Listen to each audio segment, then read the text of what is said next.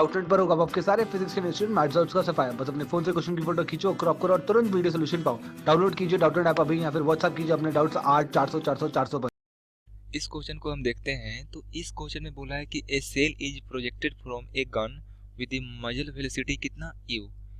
And यहाँ पे जो गन है उसको क्या कर रहे हैं कि हम एक ट्रॉली जो कार है उसमें फिट करके रखे हुए हैं एट एंगल कितना θ डिग्री, जो यहाँ पे हमको डायग्राम में गिवन है। एंड यहाँ पे हम देख रहे हैं कि ट्रॉली जो है यहाँ पे वो कितना v वेलोसिटी से v कांस्टेंट वेलोसिटी से क्या कर रहा है, राइट की ओर मूव कर रहा है। तो यहाँ पे पूछा है कि the horizontal range of this shell relative to ground, ground के रिस्पेक्ट में कितना होगा सेल का हॉरिजॉन्टल रेंज। एंड बोला है कि horizontal range of this shell relative to person travelling with trolley. तो अगर हम यहाँ पे देखें तो यहाँ पे टू केसेस हमको गिवन है। तो पहला केसेस अगर फाइंड करते हैं तो यहाँ पे अगर देखें तो पहले हम कंपोनेंट में डिवाइड कर लेते हैं। यहाँ पे हम देखें तो यू वेलोसिटी से हमने प्रोजेक्ट किया है तो यहाँ कितना हो जाएगा U cos theta, and up direction में कितना हो जाएगा यू साइन थीटा।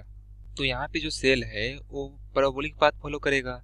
अगर यहाँ पे ऑब्जर्वर मान लेते हैं कि ए है एंड ऑब्जर्वर जो है बी वो ट्रॉली के साथ मूव कर रहा है, तो दोनों को केस में दोनों जब ऑब्जर्व करेंगे सेल को तो क्या उनको दिखेगा कि ये जो सेल है वो पैराबोलिक पाथ फॉलो करते हुए क्या करता है, यहाँ पे ग्राउंड पे आके स्ट्राइक करेगा।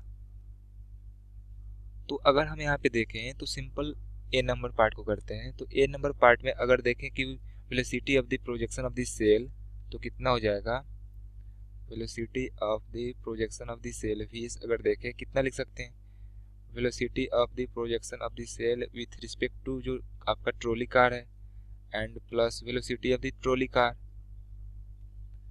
हम यहाँ पे रिलेटिव वेलोसिटी का अप्रोच लगा रहे हैं यहाँ पे। तो अगर हम देखें तो वेलोसिटी ऑफ द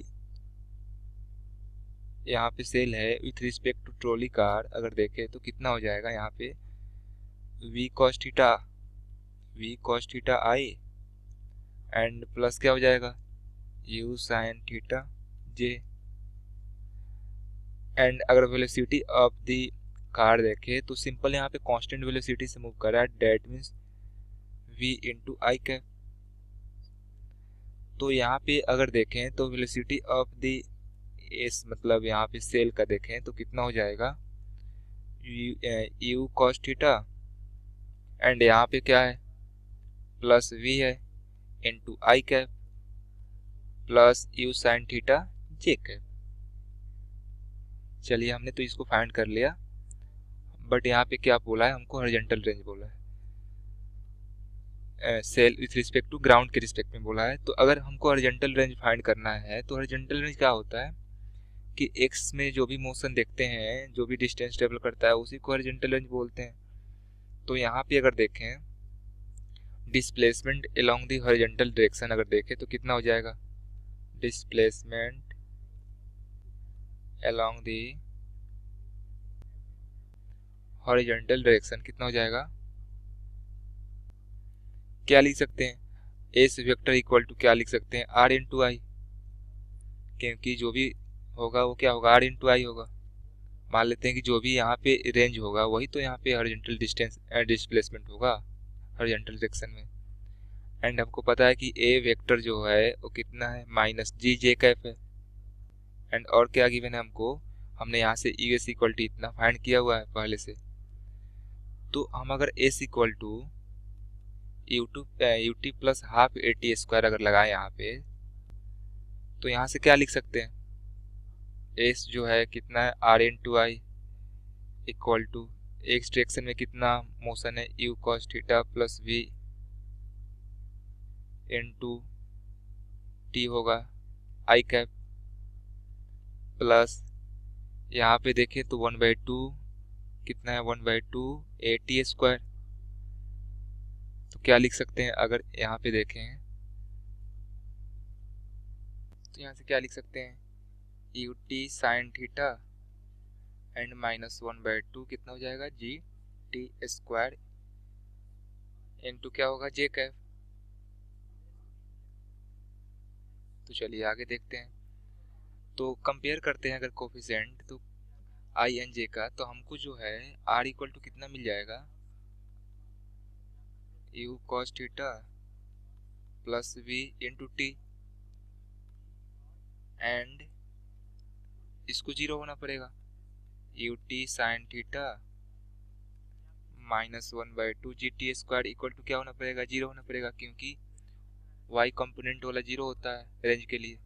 हम अगर रेंज फाइंड करते हैं हॉरिजॉन्टल डायरेक्शन में तो ये वाला टर्म को जीरो करना पड़ेगा। तो यहाँ से अगर देखें तो you T sine theta -1/2 G T square zero है, तो टी इक्वल टू कितना हो जाएगा, 2u।